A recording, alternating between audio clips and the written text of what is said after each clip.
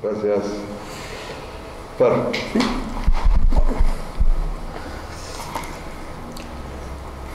Bueno, disculpen, pero yo escribo, entonces escribí. Lo que escribí en realidad son algunas líneas.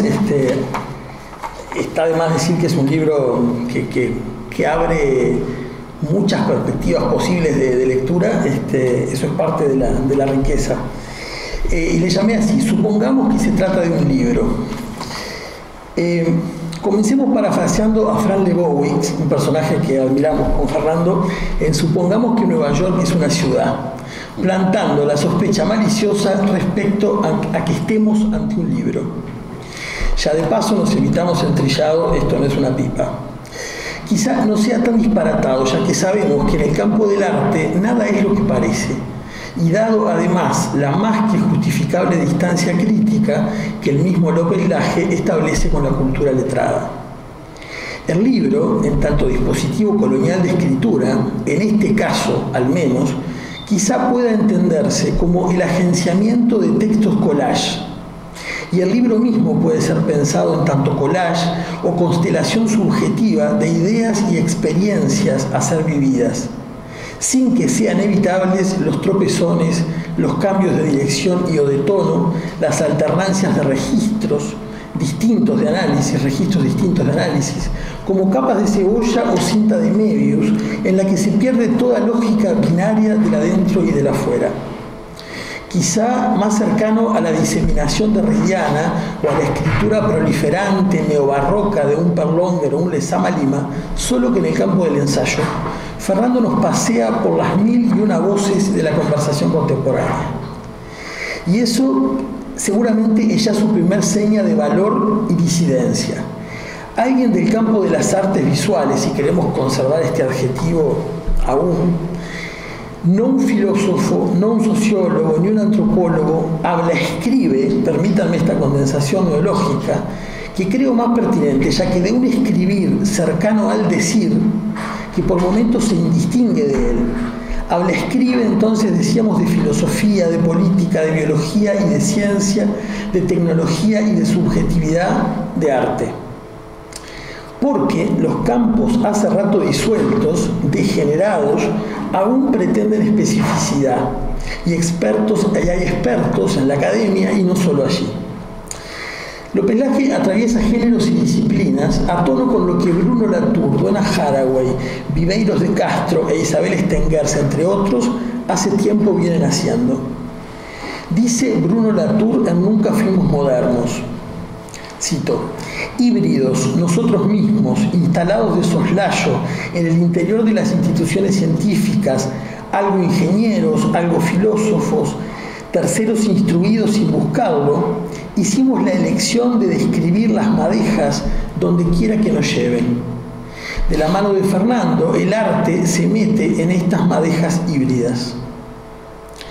Traducción o red serán para Latour las herramientas para recoger estos hilos de Ariadna, estas historias mezcladas. Libro compost, de parentescos raros, de ensamblajes y composición cyborg o pariente, de textos calientes y en descomposición generativa. Y me detengo tanto en esto, que podría no ser nada más ni nada menos que una nota de método, porque hace tiempo considero que el cómo se hace algo es también un qué. Es decir, cómo se hace es también ese algo. Forma y contenido nunca fueron del todo por carriles separados, pero esto supone un paso más al considerarlos indistinguibles.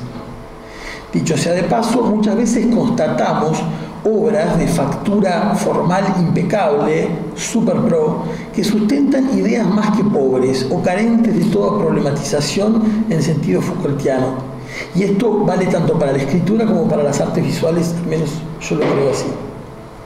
Entonces, supongamos que se trata de un libro, diremos entonces que de los buenos, en un sentido más que antojadizo y personal. Uno entiende algo de lo que se trata recién cuando termina de leerlo, e incluso en su relectura. La última frase, la que concluye el libro, dice: madmaxismo, esa última expresión desesperada del humanismo. Entonces uno suspira y dice, era eso, no estaba tan errado. Pero el madmaxismo, dice alguien por allí, puede incluir estrategias de supervivencia ante la crisis que van desde crear tu propia huerta a comprar un rifle para protegerte de los otros. El libro se abre con un paneo descriptivo, analítico, de lo que podríamos llamar muy malamente el presente. Un presente que se reconoce heredero de una modernidad occidental, colonial, que es conquista y episteme, y epistemicidios múltiples y antropocentrismo especista, y una larga lista de sesgos desde los que percibimos, nos percibimos, concebimos y excluimos, desde los que vivimos. Es también una hoja de ruta de las múltiples advertencias que hoy ya son imposibles de soslayar. Advertencia de colonial, de los feminismos, de la racialidad y las múltiples opresiones interseccionales, antiespecistas, etcétera, etcétera. Es también este libro una puesta en crisis de una racionalidad que permea, lo sepamos o no, no solo el pensamiento o los sistemas filosóficos, sino también el arte y por ende la vida.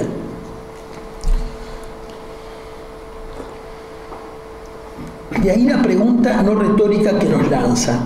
¿La vida, la naturaleza, la especie humana podrán ser interpeladas desde la propia epistemología moderna?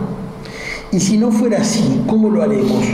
¿Podremos acordarle a la fabulación y a la especulación, y mejor aún a la fabulación especulativa, estatuto de conocimiento?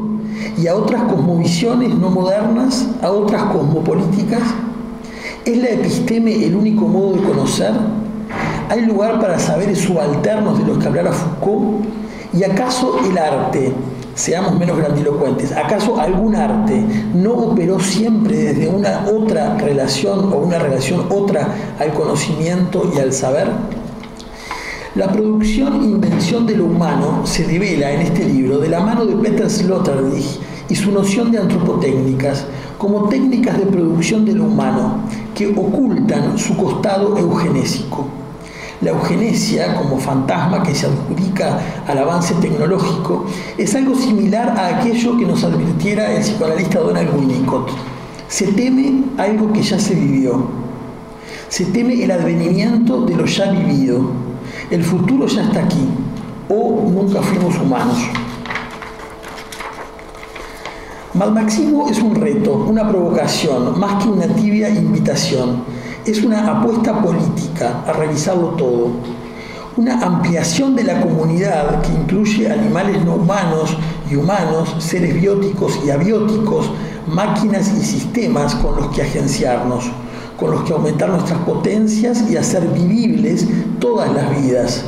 Esto puede ser visto como utópico, y quizá lo sea, pero emparentado con el sentido revisado que José Esteban Muñoz plantea en Utopía Queer respecto de una futuridad antinormativa.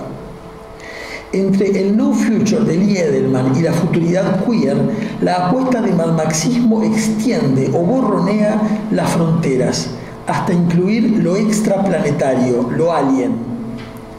Acoger lo alien sin miedo a alienarse, a hacerse otro, otra, desde un compost que habilite devenires múltiples, no es una apuesta ingenua.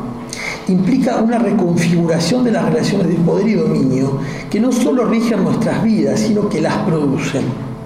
Somos efecto de relaciones de poder, como señala Paul Preciado, que todos hemos creado, bueno, como señala Foucault y retoma Paul Preciado, que todos hemos creado o sostenido, soportado, por lo que no se trata de una política de la victimización, sino todo lo contrario, una asunción del poder y la potencia en los actos performáticos que nos producen en relación.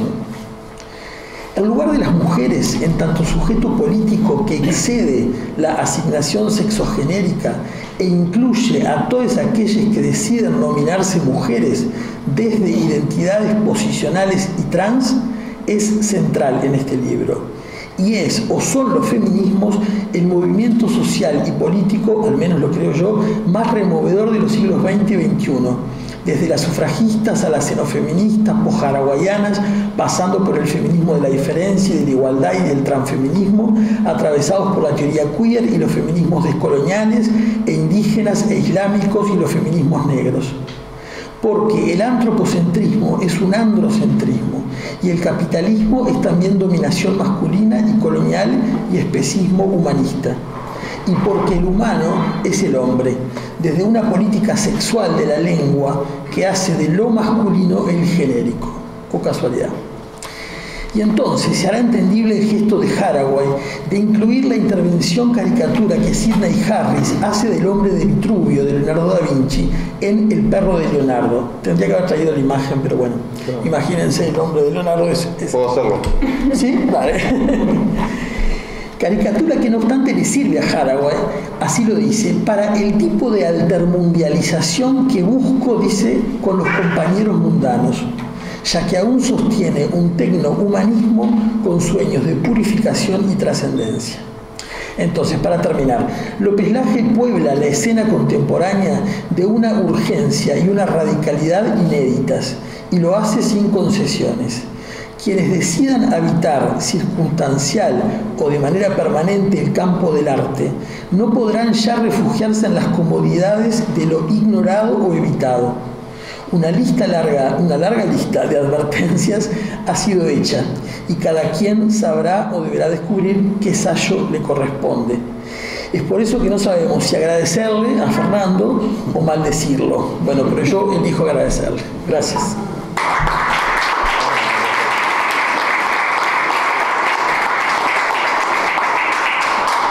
¿Luciana? Pues yo. ¿Va usted? Creo que leyendo el libro a mí hay una frase que dice que cada sujeto es un territorio político y a partir de ahí, desde mi trabajo y desde todo el contenido del libro, creo que es como una invitación a interpelarnos a nosotros como sujetos siendo parte de esta naturaleza, ¿no? Y empezar a pensar en alternativas al humanismo, a esa construcción antropocéntrica que pone al hombre, y digo hombre hetero, cristiano, occidental,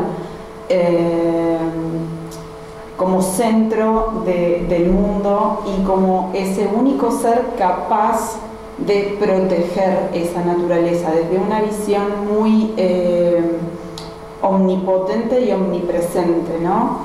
Y creo que la pregunta que al menos a mí me queda como más instaurada a lo largo de toda la lectura fue, que es algo que plantea Fer en el libro, y es que todas estas acciones que como humanidad estamos tomando, si no tenemos que repensarlas,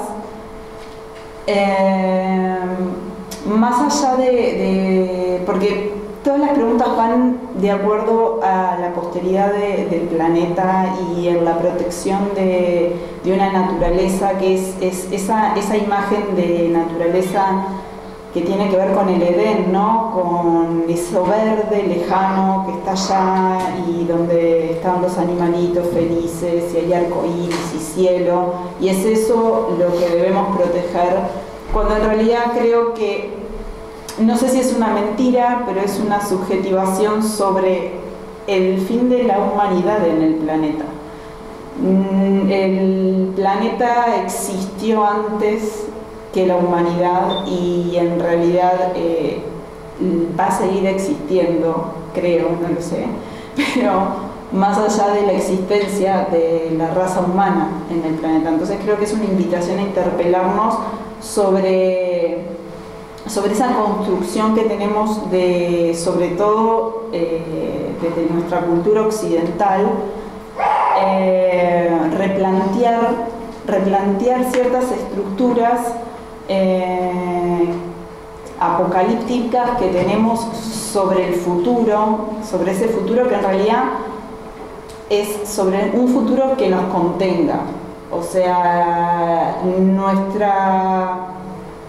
no sé si la voluntad de la humanidad para proteger el planeta tiene que ver con la posteridad de la raza, o sea, con la supervivencia de la raza humana en el planeta.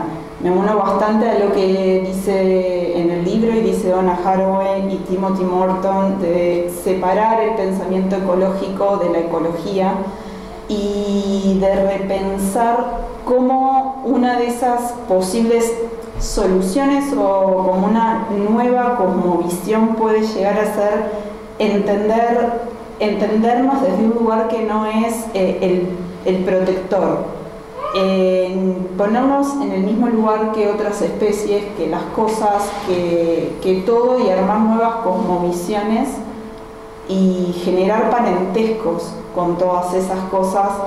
Creo que puede ser una solución a todas las preguntas, o sea, que es algo que lo plantea el libro y que siempre lo estamos trabajando con Fer y charlando, de pensar como ese futuro posible en el que estemos todos, todas, todes. Creo que pasa por ahí. Pensar en nuevas alternativas al humanismo y a las visiones esencialistas de la naturaleza, que es eso que nos aleja de ella, porque creo que nos tenemos que repensar como parte de esa naturaleza. Bueno, no sé si...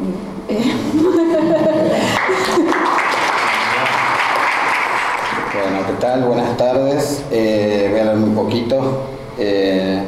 Iba a empezar con la frase que termina el libro sobre el Marxismo, pero Fernando ya lo hizo, así que está arruinado doblemente el final para aquellas personas que no lo leyeron. Al final morimos todos. Morimos todos.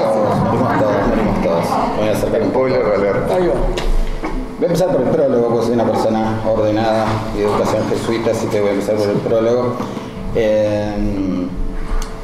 De Mariela Yaregui, gran artista, investigadora y amiga además. Hay una frase que en realidad me hizo mucha gracia y a la vez disparó algunas cosas. Fernando López Laje escribe, pero también pinta. Caramba, eso está en el libro. Ahora voy al Facebook de Fernando López Laje que le dice, al revés, Yaregui le pone una foto diciendo me llegó el libro, gracias. Fernando le agradece y le dice gracias por ese prólogo que evidenció a un pintor que escribe. Y Mariela le dice, o un escritor que pinta. Volvemos. Y a mí me gustaría, de esa tensión que surge, muy marxista en varios puntos, yo agregaría, Fernando López Laje pinta, escribe y piensa. Cuando me preguntó si me había gustado el libro, me gustó mucho. Ahora me complicó un poco el partido porque esas reflexiones, esos diagnósticos, que no tienen nada de dramatismo, no tienen esa carga italiana o española, vamos a ser formalmente correcto, que es más sajona en un punto, pero que en realidad es muy López Laje, pero que por acumulación inquieta, son escenarios inquietantes. A mí uno de los temas que me interesa del libro, que me pareció bien interesante, es ese fin de proyecto moderno humanista y ese devenir en un futuro post-humanista, ¿no? Que para mí, Fernando, va un poco rápido, pero ahora vamos a ver por qué me parece que va un poco rápido. Porque primero me pregunto si ya está instalado ese futuro post-humanista, porque tú das a entender que ya está instalado y es irreversible. ¿Te tengo que contar ahora? No, después. Igual mañana tenemos otra presentación, cuidado con lo que conteste porque es revancha. Y entonces se da esa cosa entre hombre versus sujeto poshumano, ¿no? Él lo da ya como un hecho, me parece que ahí se apuró un poquito, pero veremos. En ese futuro poshumanista, López Laje dice, ya no existen fronteras entre lo natural y lo artificial.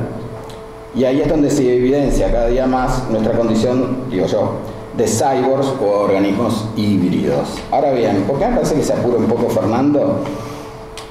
Eric Hobsbawm decía que el siglo XX era el siglo más corto, porque empezaba con la guerra del 14 y terminaba con la caída del muro de Berlín en el 90. Me parece que hablar del 21, hablar del advenimiento de ese posthumanismo, a mi entender, me parece que nos apuramos un poco, me parece. Esos, de alguna manera, también lo decís tú, la fragilidad de los enunciados humanistas modernos bajo la epistemia occidental, eso también lo dejaste totalmente de acuerdo. Episteme como conocimiento, ciencia, por otro lado la tecné, de alguna manera, de repente lo leí mal y estás en tu derecho, no entendiste nada, léelo de nuevo, pero esa tecnología es como emancipadora o crea un escenario nuevo que socava ese lado oscuro del proyecto humanista. Ahí aprovecho para decirte cuál sería el lado luminoso del proyecto humanista, por un lado. Y obviamente de los griegos episteme y tecné eran diferentes. Me pasa que cuando estoy leyendo, primero, ni hablar de Peter Sloterdijk, pero también Donna Haraway, pero también Goya, y un bólido que viene de la modernidad y que tiene una actualidad y que hace que estemos acá, que es el objeto libro, que está bastante cuestionado en un punto, pero para mí tiene una vigencia y una actualidad que hace que hoy estemos reunidos en la celebración de un libro. Cuando digo libro, digo un objeto de papel con tinta que podemos oler, pesar. De ahí que me parece que es un poco apresurado la defunción de algunos, por lo menos, soportes, artilugios. Bólido me gusta igual, de todas maneras.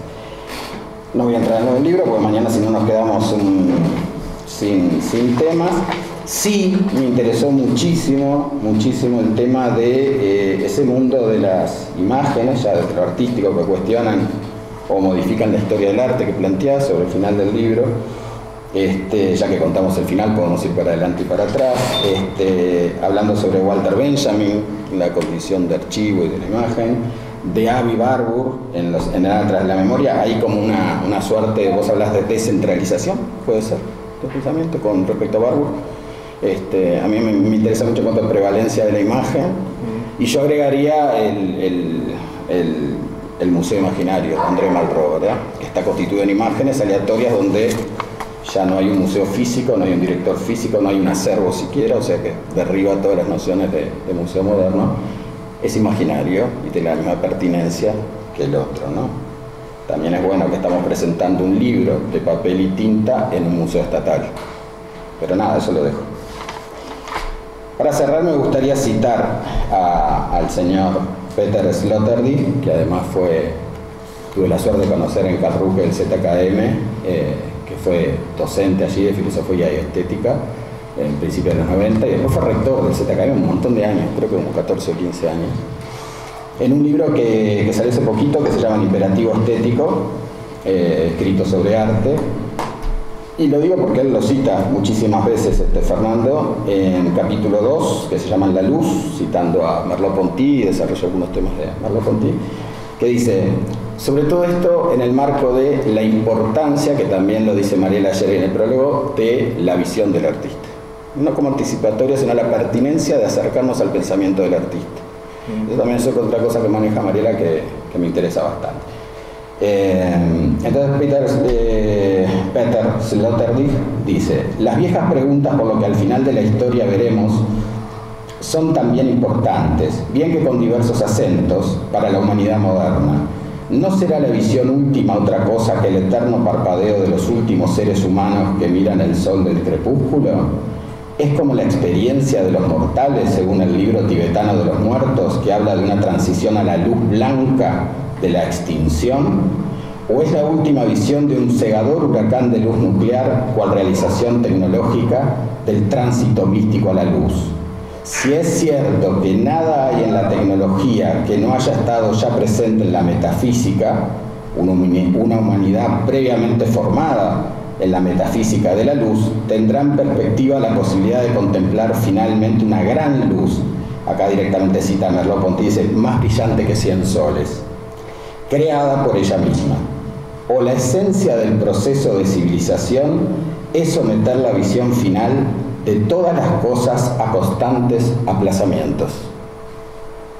La diferencia entre visiones últimas o penúltimas carecerá de sentido si el mundo está abierto a los ojos de los artistas. Me gustaría cerrar entonces con este parrafito de López Laje, de la página 121 del libro, que si no lo leyeron, es más, si no lo tienen deberían comprarlo, que está aquí en la puerta. Y López Laje pregunta: ¿ocuparán la electrónica, el software y la robótica el centro de este nuevo universo postcapitalista? ¿Serán parte de esa era el sujeto moderno y su esencia? ¿Habrá un sujeto trabajador? ¿Existirán aún los conflictos sociales? ¿La democracia seguirá existiendo? ¿Y qué papel protagonizará la tecnología entre todo eso? El azar, lo errático, lo impreciso de la vivencia humana comienzan a ser desplazados por la simbiosis del sujeto con la máquina, los chips, el software. La forma de habitar el mundo contemporáneo se ve intensificada por algo que borra el límite de lo real. Y vuelvo al principio. López Laje escribe, pinta y piensa. Muchas gracias.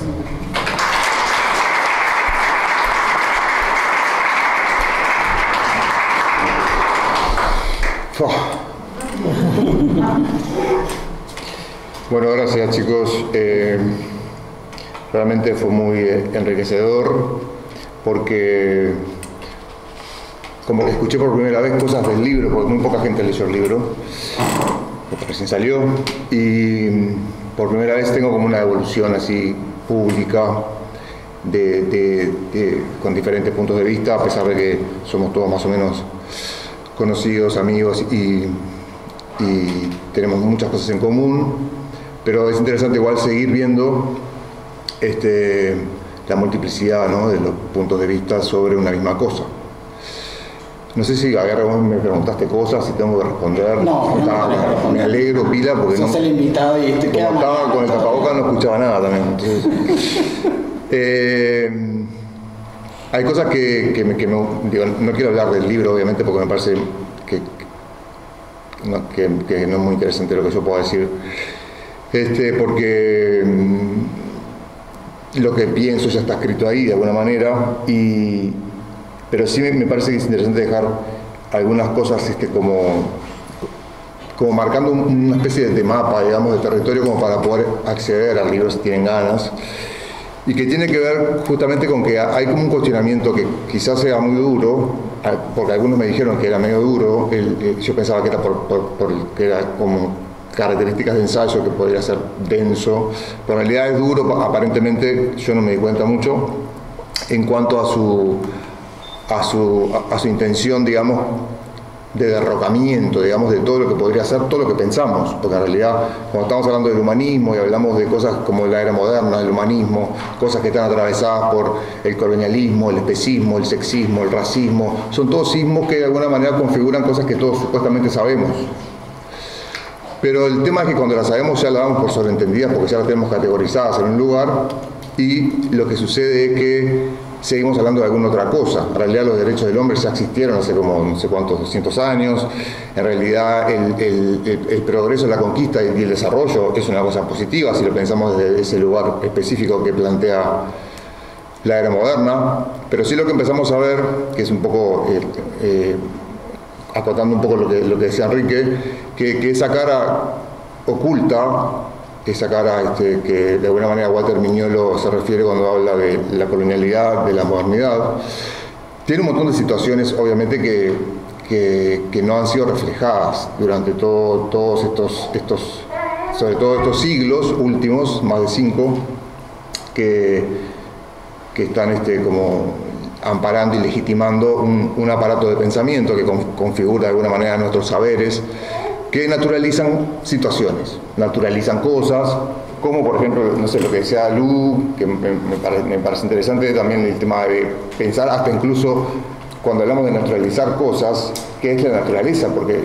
cuando usamos como la palabra naturalizar, digamos, ya damos por sobreentendido que hay una cosa que es fija y específica, que es la naturaleza. La naturaleza entendida como eso que está ahí es una cosa aparentemente incuestionable, porque es eso, ¿no?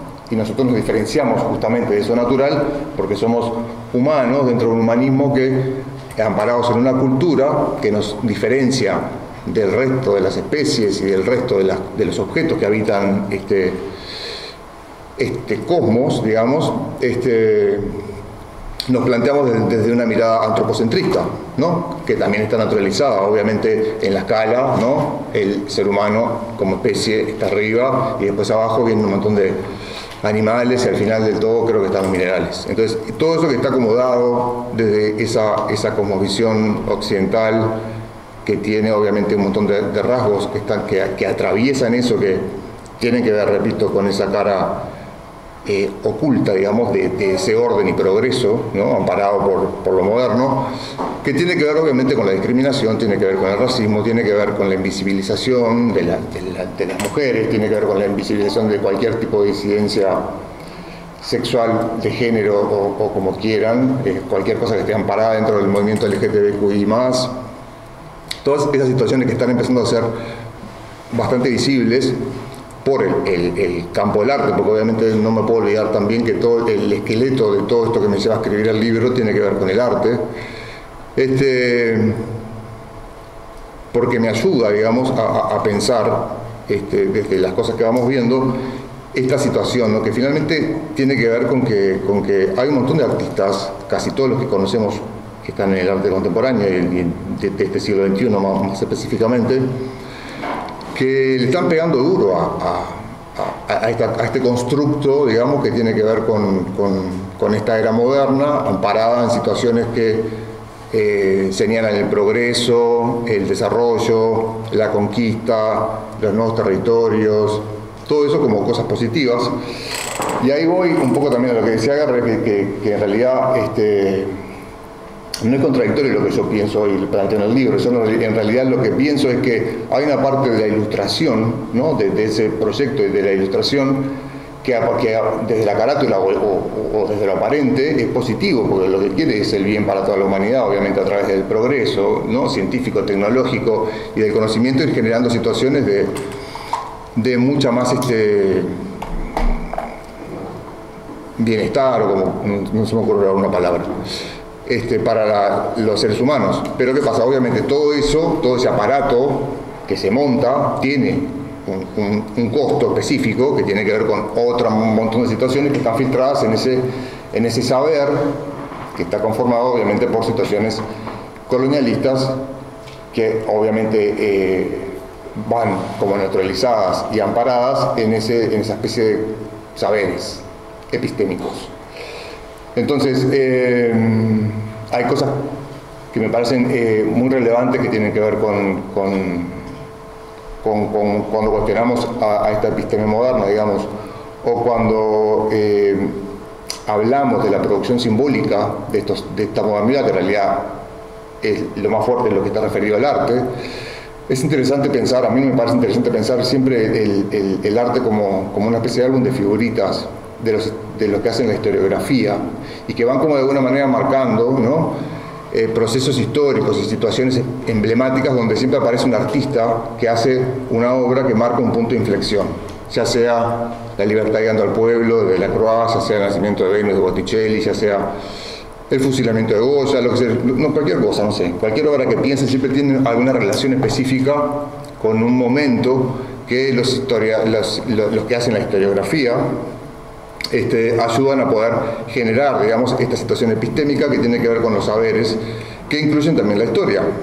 La historia, que es un relato, obviamente, que básicamente está contado por muy poca gente, casi siempre esa poca gente además coincidentemente son los vencedores, ¿no? De cualquier batalla, y a partir de ahí lo que tenemos es un relato específico que hasta ahora parece incuestionable, porque la historia era una cosa que hasta hace muy poco no era cuestionable, porque pertenecía a esas grandes narrativas que veníamos heredando, ¿no?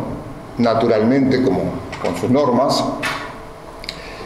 Y bueno, a mí me parece interesante mostrar que el arte no solo tiene que ver con producción de imagen, que no tiene que ver con materiales y con técnicas, que el arte tiene que ver siempre, por más que no nos guste, con ideas, ¿no? Sean muy potentes las ideas o muy frágiles, yo qué sé. Pero las ideas están ahí en el arte cuando las vemos, y después decantan durante mucho tiempo, pueden ser siglos incluso, para poder seguir estando y interactuando, digamos, con la dinámica del pensamiento. Entonces, desde el marxismo lo que intento, digamos, plantear es como una especie de situación en la cual hay una ruptura, incluso de un montón de cánones o de situaciones que venían normativizadas o naturalizadas, que creo que no tenemos que darlas más por sobreentendido. Entonces tienen que ser cuestionadas, y a partir de eso empiezan a aparecer las obras, que de alguna manera son obras nuevas, que tienen que ver con esto del arte contemporáneo, que de alguna manera celebra, de alguna manera denuncia, de alguna manera genera reflexión, cuestiona, y ahí aparecen cuestionamientos, obviamente, a cosas que tienen que ver con lo binario, cosas que tienen que ver con el bien, con el mal, con el sur, con el norte, con el oeste, el este, yo qué sé, todas esas situaciones que siempre están enmarcadas en esa episteme que tenemos naturalizada, que es así. Entonces, ese es así, me parece que es labor de los artistas moverlo, y me parece que es interesante cuando queda como un emergente ahí, que es una situación que genera conflicto, y ese conflicto tiene que ver con, obviamente, todos esos problemas que están ocultos en ese discurso, ¿no?, que tiene que ver con el proyecto moderno del desarrollo, que obviamente deja al margen un montón de situaciones, deja al margen un montón de gente, generó etnocidios, genocidios, holocausto, o sea, sabemos de qué estamos hablando. Entonces, todas esas situaciones que en nombre del humanismo siguen estando de alguna manera como situaciones medias fetichizadas, también tienen que ver con todo ese desarrollo que de alguna manera está amparado en situaciones que también tienen que ver con lo eugenésico, como planteaba Sloterdijk y con la guerra, ¿no? El proyecto del arianismo, por ejemplo, es un proyecto que sigue estando presente. Si vemos hoy, por ejemplo, hace 2 días en Estados Unidos empezaron con esta historia de empezar a atentar contra los asiáticos, ¿no? Se suma, digamos, a la cantidad de atentados que hay racistas, sobre todo contra afrodescendientes, contra los asiáticos, vinculados con este desastre que impuso Trump, digamos, con el tema del virus chino. El virus chino lo que generó es odio y fobia, obviamente, y llega un momento que eso decanta y se actúa. Cuando se actúa, bueno, empiezan a surgir situaciones que también desde el lado de lo cotidiano, de la realidad, empiezan a ser también material que seguramente los artistas tomen y pongan en evidencia. De eso se trata, creo, evidenciar los conflictos, cuestionar, y capaz que es incómodo, pero creo que finalmente es un poco la labor de los artistas, y yo hablo un poco como artista, un poco como escritor, comillas, porque cada vez me parece que es necesario que la semántica de las imágenes, además tenga su propio archivo, y que el de las palabras también amplifique, si es necesario, su propio archivo, o incluso también el archivo de la historia del arte, que es un archivo que está como rígido, ¿no?, y tiene como una lectura específica. Entonces me parece que lo de la multiplicidad de lecturas, estas rupturas de situaciones hegemónicas que venimos heredando desde los conceptos más básicos como lo natural hasta concepciones más metafísicas o más políticas, que vinculan, no sé, desde la ecología, por ejemplo, ¿no?, o el pensamiento ecológico, desde posturas que obviamente van a marcar diferencias, porque cuando hablo en el libro de ecología no estoy hablando del ambientalismo ni de la ecología vinculada con lo verde, ¿no?, digamos, con una cosa que específicamente plantea cuidar reservas de animales que están en peligro de extinción. Obviamente cuando hablo de ecología también hablo de la pobreza, ¿no? La pobreza del mundo tiene que ver también con el sistema ecológico, porque tiene que ver con el sistema de producción del hombre, el animal humano, digamos, y de alguna manera esa producción también entraría dentro de lo que se genera como ecología, ¿no? Entonces, para ir terminando, y si tienen ganas de intervenir ustedes, capaz que es más divertido, el proyecto del humanismo, que también tiene que ver con el proyecto del libro, ¿no? Sigue estando presente. Creo que estamos empezando a entender que puede llegar a convivir el presente y el futuro a la vez, y que también la cultura del libro puede estar también conviviendo con su propia crítica, como también el arte contemporáneo es la propia crítica al arte, ¿no? Entonces, me parece que ahí hay un punto que creo que es un poco esencial en el libro, que tiene que ver con que no hay una cosa que suplante a otra, lo que hay es una problematización, digamos, para llegar a situaciones que impliquen múltiples miradas, múltiples pluriversalidades, sería esa la palabra exacta, creo que la usa Silvia Rivero Kusikanski, antropóloga boliviana. Creo que esa pluriversalidad me parece que es una cosa que se acerca más a esos valores que intentamos todo el tiempo, o por lo menos el arte moderno intentó meternos en la cabeza como valores universales, como que tienen para todos los habitantes del planeta el mismo sentido. Y bueno, eso obviamente no es así, nunca fue así, lo que pasa es que ahora es mucho más evidente que no.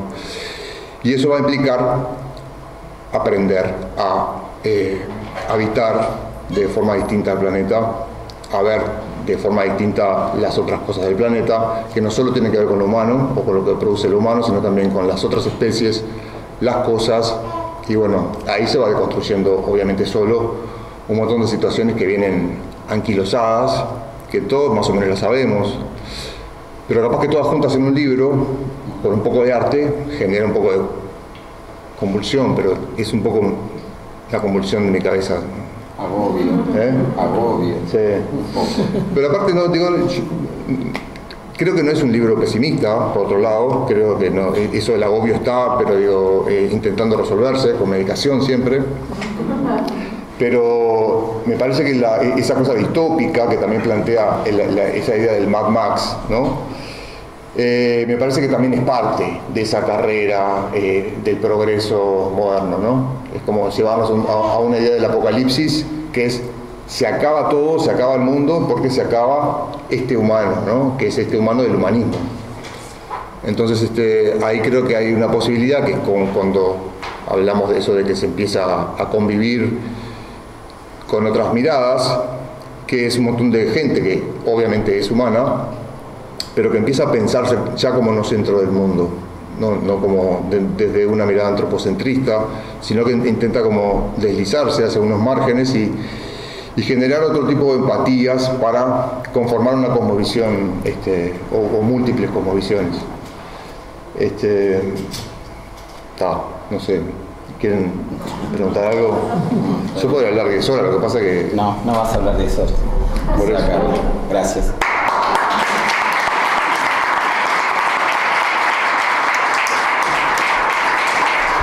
Temas de protocolo sanitario, saben que no, por ejemplo, no tenemos el aire, se desaconseja y bueno, hace cierto calor. Si hay alguna pregunta específica,